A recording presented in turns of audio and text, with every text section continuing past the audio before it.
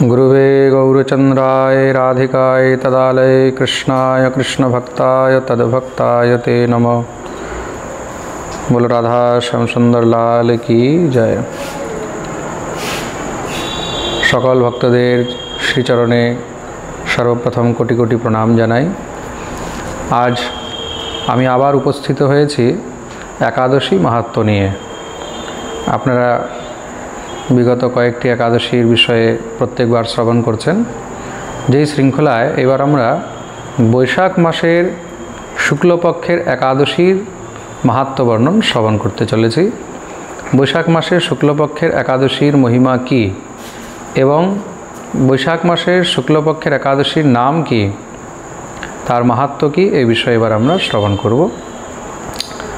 এই বিষয়ে কুর্ম পুরাণে ভগবান শ্রীকৃষ্ণ এবং যুধিষ্ঠির সংবাদে খুব সুন্দর বর্ণন রয়েছে। এক সময় যুধিষ্ঠির ভগবান শ্রীকৃষ্ণকে প্রশ্ন করলেন, বৈশাখে শুক্লপক্ষে তু কিম নাম একাদশী ভবত, কিম ফলম কো বিধিস্তস্যাহ কথয়স্য জনার্দন। হে জনার্দন, বৈশাখ মাসের শুক্লপক্ষের একাদশী তিথি, এই একাদশীর নাম কি এবং এই একাদশীর ফল কি, সেই বিষয়ে কৃপা করে বর্ণন করুন। ভগবান তখন উত্তর দিলেন, যুধিষ্ঠির, এই বৈশাখ মাসের শুক্লপক্ষের একাদশীর বিষয়ে একসময় ভগবান শ্রীরামচন্দ্র গুরুদেব বশিষ্ঠ মুনির কাছে প্রশ্ন করেছিলেন।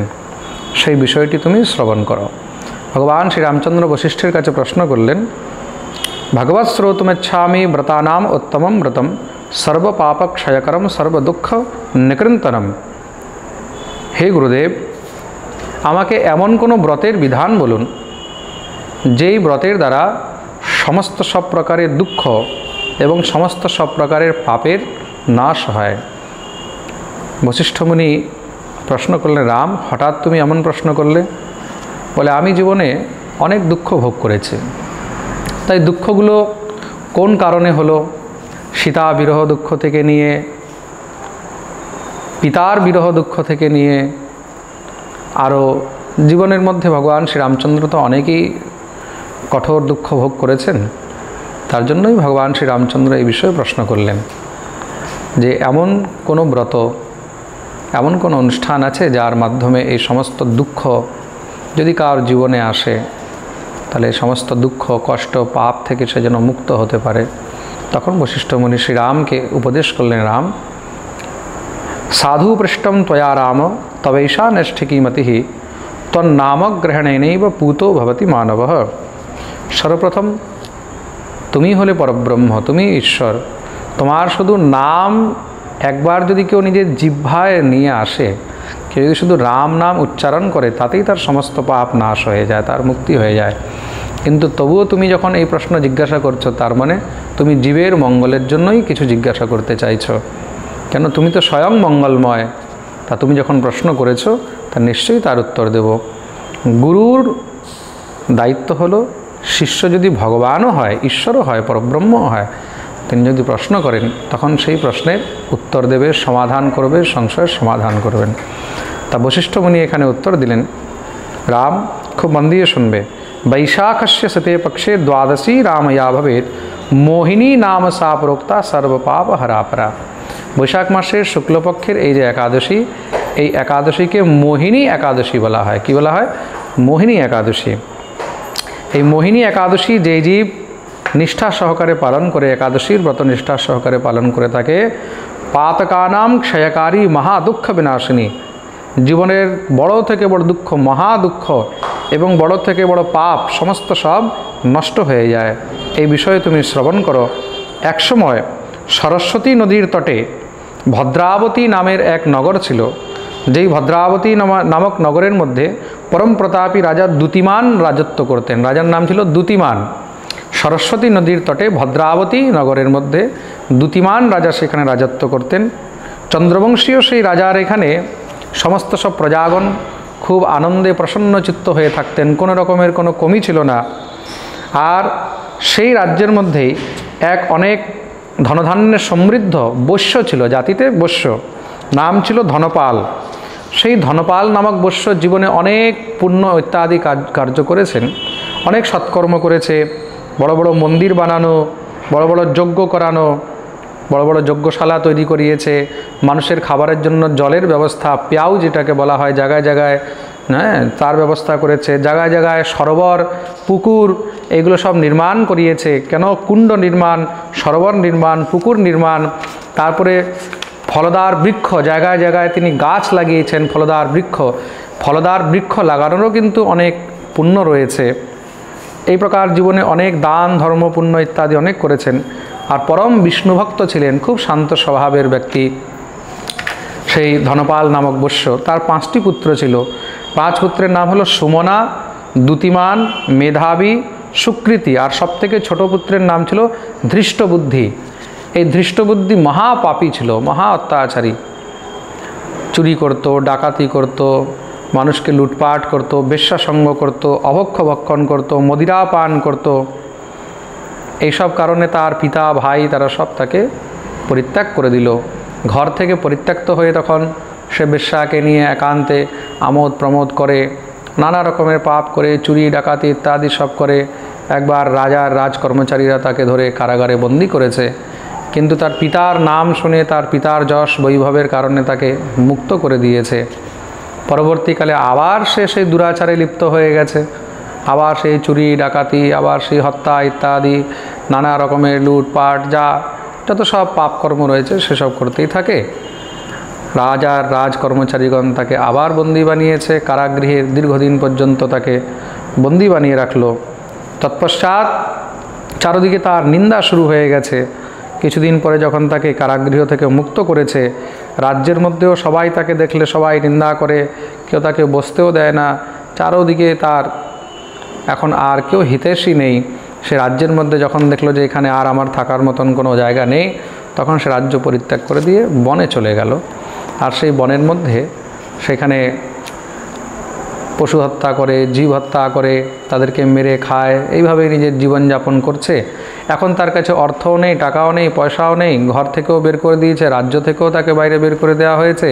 তার জন্য যেই বেশ্যাদের সঙ্গে সে আমোদ প্রমোদ করতো, তারাও তাকে সব ধিক্কার করে, দুৎকার করে দূরে সরিয়ে দিয়েছে। আজ সে বনে জঙ্গলে ঘুরে ঘুরে বেড়ায়, মৎস্য মাংস, জীব, পশু পক্ষী ইত্যাদি এগুলোকে হত্যা করে সেগুলোকে ভক্ষণ করে।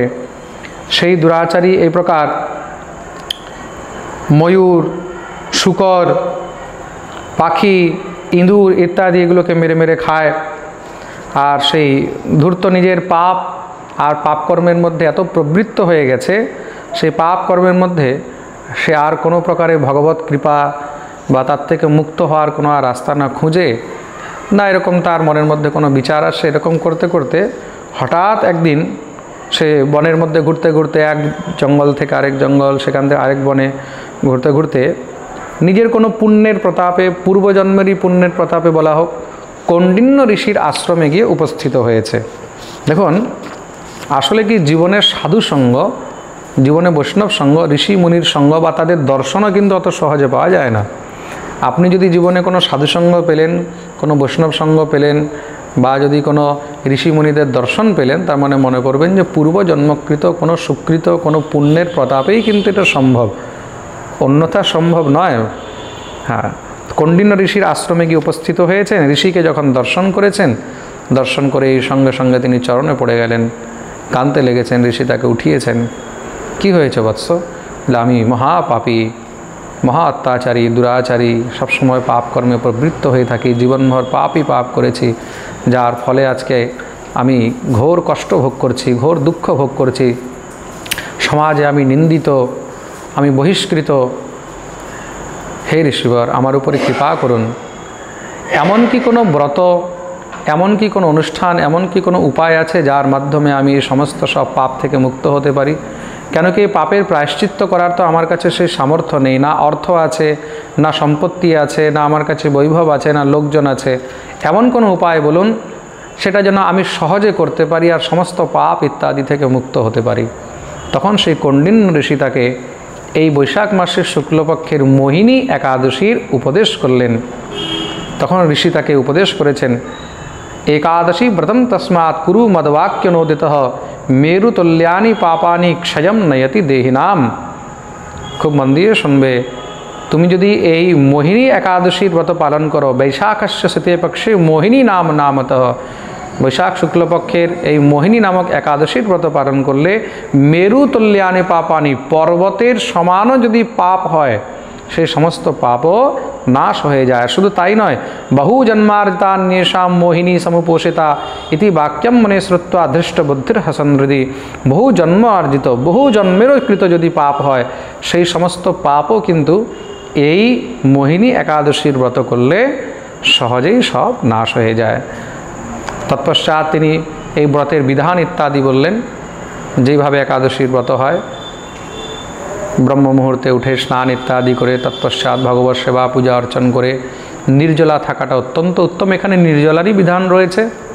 নির্জলা না থাকতে পারলে তারপরে ফলাহার ইত্যাদি করে তৎপশ্চাৎ রাত্রিবেলায় হরিবাসর করবে, ব্রহ্মচর্য পালন করবেন, রাত্রি জাগরণ করে হরিনাম সংকীর্তন করবেন। পরের দিন সকালবেলায় মানে ব্রহ্ম মুহূর্তে স্নান ইত্যাদি করে তৎপশ্চাৎ ভগবত সেবা করে ঠাকুরকে অন্নভোগ নিবেদন দিয়ে নিজে সূর্যোদয়ের পরে পালন করবেন। এই সমস্ত সব বিধি ইত্যাদি বললেন। সেই সমস্ত বিধি পালন করে সেই দৃষ্টবুদ্ধি মোহিনী একাদশী ব্রত পালন করলেন। আর সেই ব্রত পালন করে সেই ব্রতের প্রভাবে তিনি সমস্ত পাপ থেকে মুক্ত হয়েছেন। তৎপশ্চাৎ তিনি নিজের দেহত্যাগ করে দিব্যরূপ ধারণ করে বৈকুণ্ঠ গমন করলেন।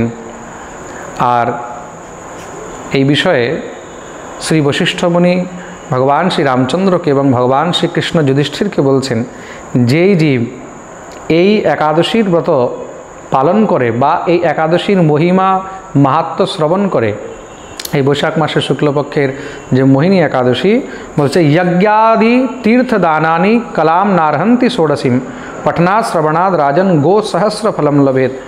যজ্ঞ করে, তীর্থযাত্রা করে, দান ইত্যাদি করেও যা ফল হয় সেইটা এই একাদশীর 16টি কলার একটি কলাও নয়। এই একাদশীর এতটি মহিমা। এই একাদশীর যে শুধুমাত্র মাহাত্ম্য বা মহিমা বর্ণন শ্রবণ করে, মাহাত্ম্য শ্রবণ করলেই গো সহস্র ফলম লভে, সহস্র গোদানের ফল প্রাপ্ত হয়। এই হলো মোহিনী একাদশীর মাহাত্ম্য ব্রত কথা। আপনারা সবাই করবেন। আর এইবার একাদশী, মোহিনী একাদশী আমাদের পড়ছে 19 তারিখে, আমাদের এই মে মাসের 19 তারিখে, মানে বার হলো আপনার রবিবার। 19 তারিখ মোহিনী একাদশী। তারপরে 20 তারিখে সোমবারে দ্বাদশীর দিন আপনারা পালন করবেন সূর্যোদয় থেকে 9টা 20 মিনিটের মধ্যে। সবাই এটা খেয়াল রাখবেন। আসুন সবাই মিলে আমরা এই মোহিনী একাদশীর ব্রত পালন করি আর একে অপরকে এই মাহাত্ম্য শ্রবণ করিয়ে দিই। রাধে রাধে, সবাইকে ধন্যবাদ, প্রণাম।